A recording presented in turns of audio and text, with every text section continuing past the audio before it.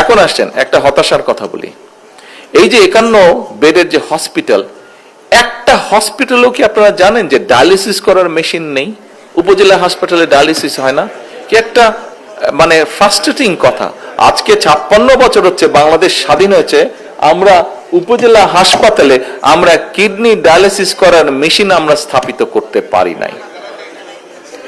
জানলে খুশি হবেন আপনাদের, হ্যাঁ না জেলা পর্যায়ে নেই, আপনারা জানলে খুশি হবেন যে জেলা পর্যায়ে আগামী 3 থেকে 6 মাসের মধ্যে মোটামুটি ম্যাক্সিমাম জেলা পর্যায়ে আমরা মিনিমাম যেখানে আপনার মেডিকেল কলেজ সেখানে আমরা 10 বেডের করছি, এবং যেখানে মেডিকেল কলেজ নেই, মেডিকেল কলেজ 50 বেডের, জেনারেল হাসপাতালে 10 বেডের, মেডিকেল কলেজে 50টা dialysis machine, 50 bed dialysis machine, এবং যেটা হাসপাতাল জেনারেল হাসপাতাল সেখানে 10 বেডের ডায়ালিসিস মেশিন। এবং আগামী 2 বছরের মধ্যে 2 থেকে 3 বছরের মধ্যে আমরা উপজেলায় নিয়ে যাব। এটা 2 থেকে 3 বছরের মধ্যে সবগুলা উপজেলায় আমরা ইনশাল্লাহ 10 বেড করে, মিনিমাম 10 বেডের করে এই ডায়ালিসিস পেশেন্টরা যেটা ডায়ালিসিস সেখানেই করতে পারে সেই ব্যবস্থাটা আমরা করছি।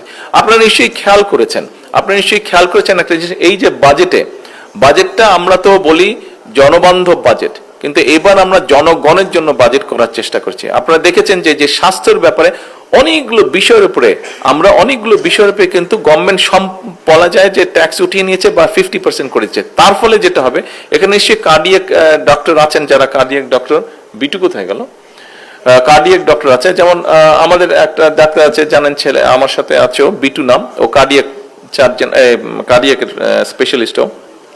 আগে যেখানে 1,20,000-এর মতন কারো যদি স্টেন্টিং হতো 1,20,000 30,000-এর মতন খরচ পড়তো। এই খরচটা গত বাজেটে আমরা সেই স্টেন্টিং এর উপর থেকে ডিউটিটা অর্ধেক করে দেওয়ার ফলে এই খরচটা কমে এখন 50 থেকে 60,000 টাকার মধ্যে এটা চলে এসেছে। এর বাইরেও যে এই যে ডায়ালিসিসের কথা বললাম, ট্যাক্সটা রিডিউস করার ফলে প্রায় 800 থেকে 1000 টাকার মতন কম খরচ হবে প্রত্যেকটা মানুষের। আগে যেখানে প্রায় 2000 টাকার মতন লাগতো, সেটা এখন প্রায় 1000-1200 টাকার মধ্যে চলে আসবে তাদের ডায়ালিসিস করার খরচটা।